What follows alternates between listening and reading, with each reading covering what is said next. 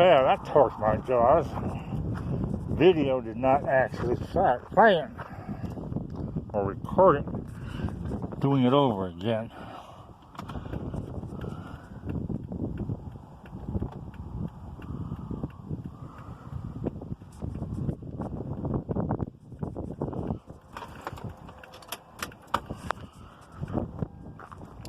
Well, that wasted 38 seconds of our time. Okay, here we are. Little green Toyota Sienna. Improvements made. LED flashers, parking lights, LED marker lights, both sides. I've used fancy stuff to clean up the lenses on this thing, polish them up, and it's the same stuff that the military pilots use to clean the canopies on their planes. Okay, looking up above our heads, I now have turn signals mounted on both sides of the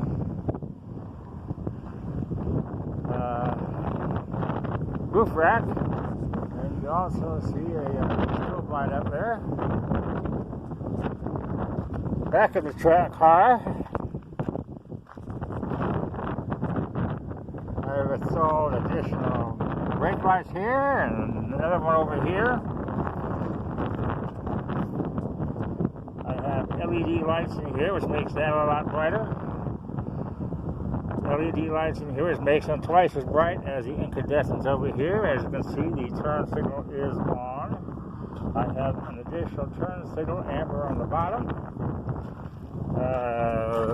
One of the two license plate lights was burned out. I replaced it. Turn signal there. The right-hand window, as you can see, the turn signal functions in it on the mirror, but on the left side it does not. In fact, the lens is broken. The light doesn't work. Some of the wires have been cut. I have a new assembly showing up in the mail. It was supposed to have been here 2 days ago. It hasn't shown up yet.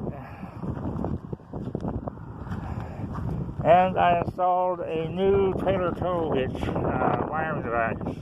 Trailer towing harness, I should say, in the vehicle.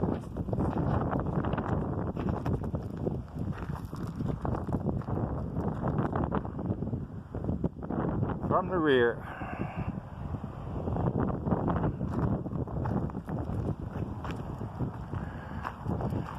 I am going to have to take the vehicle back to the shop where I have the transfer case put in, because when they reinstalled the engine,